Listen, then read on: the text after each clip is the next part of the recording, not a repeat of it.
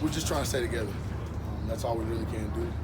We're focusing on April 11th, and that's what is keeping us excited and motivated for the next day. Honestly, me doing my job and just trying to be there for them is all I'm trying to do. Was it a difficult decision for you to say that, hey, I'm ready, let's get back to work? At first it was. I struggled with it a little bit because I didn't want to take any attention away from her. But she tells me all the time that it's okay. So I'm ready to get back to work. That's awesome. So the fight itself, man. I mean, this is a big name. It's a big opportunity for you. Where are you feeling about that as far as your professional career goes? Oh man, I feel like it's where I'm supposed to be. As far as my professional career goes. I'm excited to get in there and test myself against Overeem. I looked up to him. I watched him fight before I ever put a pair of gloves on. So it's dope to get a chance to go in there and test my mettle against him. I feel like it's a fight I can win. I know I'm going to win it. And I got other forces helping me. So it's going to be fun, April 11th. It's interesting because I know what a fight fan you are, man. So, is it going to be a little bit weird, stepping in there and going, there's this icon of the sport on the other side? I did that already with Fabricio. So it's I had that moment with Fabricio. Now I feel like I belong here. He's just another guy to me, honestly. Realistically, I know what he's done in the sport, but it's my time. It's my turn to go do what I got to do. And I appreciate him for giving me an opportunity to come back and keep the same fight. He's reached out to me numerous times throughout the situation, so I got nothing but respect for him. What did you make of the fight between Overeem and Jairzinho in D.C.? I just felt like, man, that wouldn't happen if I was in there. Honestly, I feel like I present him a lot of different challenges, and it would have went down a lot different. Walt, during this hard time for you, did you feel the love from the MMA community, the fans, the media, people like that? Oh man, it's been unbelievable. It's been something that I can't really put into words.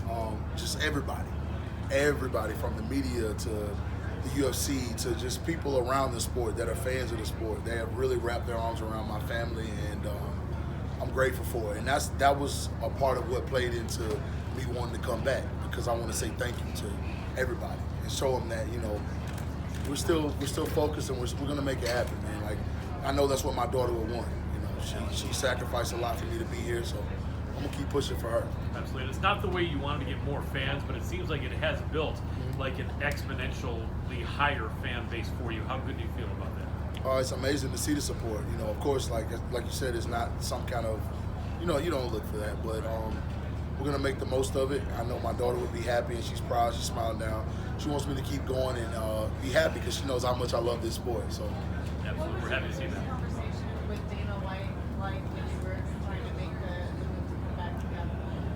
Well, I had multiple conversations with him before that, but the move to come back was pretty, just simple as, hey, late March, early April. And he said, all right, you know what I mean? Because we kind of talked before that. He was more concerned about me as a human. And that was just something that I just admired about him, how he stepped in, and he was there from the word go. So coming back, I just wanted to make sure I was really ready to do it. I had people around me. My support system is super, super, super strong. So we knew we'd be ready. So.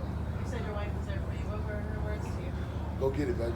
That's what she said. So that's what I'm gonna do. There's still a push for some legal change, right? Oh yeah. We just Aniah's law just passed the judicial system in Alabama. It's going to the Senate.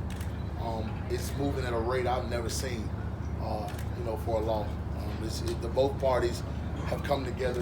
There was a unanimous vote for it, which was amazing. So we're making headway on that end, and I think that's a part of the process of healing for us. Is making sure we keep her name relevant and make sure she didn't pass away in vain, and so that's the first step. You guys have a law that can maybe go nationwide at some point? Yeah, at some point I believe it could, because it's gonna give judges the discretion to deny bond. And I think with my daughter's case, I can't say a lot about it because there is a gag order, but the perpetrator, or whatever you want to call him, he had a lengthy rap sheet, and a lot of people feel like he shouldn't have been on the streets, and it could happen to anybody if that's the case. So we're trying to enact something that will protect everybody. So hopefully it'll go national. You look great. How soon were you able to get back into full-time training? Yeah, to be honest, in January we started back working as a way to kind of distract myself. My coach Chris has been there with me from day one. And he was mainly like, hey, you come back when you're ready. But I told him, I said, man, I need you guys. He's like, well, we're here, come back. So I started working in January, not every day like I'm doing now, but like gradually, probably 3-4 days a week. We go in, we train, we do different things, and then it just kind of morphed into a feeling of like, man, I need to get back on the scene. And I think that's what my daughter would really, really, really want. So. Yeah, I mean, I commend you for being able to just get up and face the day each and every day. We spoke with DC a few days ago, and I didn't get a chance to ask him.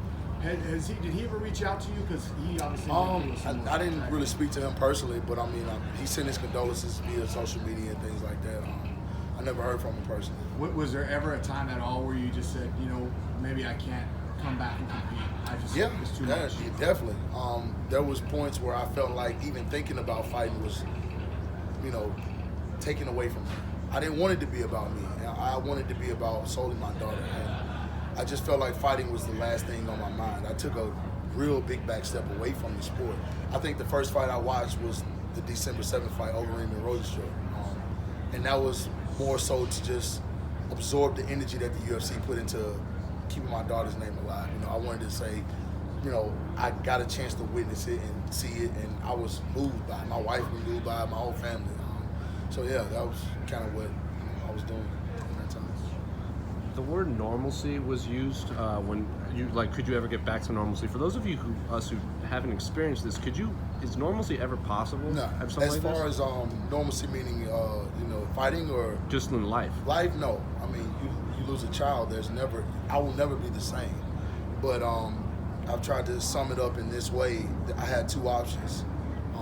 I could go south or I can go north, and I chose to go north because I know that that's what she would want. That's the type of person she was. She was my guiding light, She was my strength. And if I fall off, if I, don't ever fight again, I think she'd be upset about it because she sacrificed so much. My wife sacrificed so much. My other kids sacrificed so much for me to even get to the point of having a main event, to fight an idol, you know what I mean? So I would never stop, just because of what I'm going through. I think it's motivating me, it's propelling me to be great. So I'm ready. Sometimes when bouts fall through, they never come back.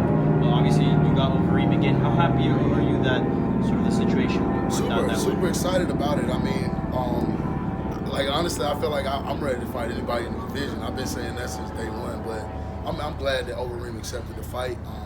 I'm grateful, to be honest, because some guys said they didn't want to fight me ever because of the situation, and I respected that, but it was at the same time, it's business, it's my job, and I thank Overeem for coming back and taking the time to run it back with me. Well, not run it back, but give me the opportunity to do what I got to do. Well, had there ever been an arena when you were fighting and will the family be there playing? Yeah. Oh man, the support for this one I think is going to be bigger than I've ever had. My family's traveling. My family always travels, but I got friends and I got a lot of people coming, just to support in general. So it's going to be fun. Had Aniah Blanchard alive? Oh yeah, she was at my last fight in San Antonio actually, which was powerful. Just her being there, you know what I mean, I wanted 12 seconds. You know what I mean? So my mindset was on a whole different plane then because my baby girl was actually in the crowd. I carried her with me every day, and going through this, I think April 11th is going to be magical. Naturally, the focus is on everything that's happened with this tragedy. But when you look towards the end of this year, and you look towards the things that you want to accomplish with activism in your career, what do you think that people will be talking about a year from now, and what you could be doing with both of those things? I mean, at the end of the year, I feel like anything that's promoting awareness toward her is what I'm about. Fighting is something that I do. I love it, but my mission has always been to provide for my kids, be a light for my kids, and it's taking on a new meaning now, especially with her situation. So at the end of the year, I'm looking at our nonprofits and things like that. Like fighting is important. I want to be a champion still. Don't get me twisted, because that's what she wants. But we'll see where we're just taking it, like I said, day by day. So I really can't speak honestly to where I think it's going to be. All good, guys? Yeah. Thank you. Thank you, Walt.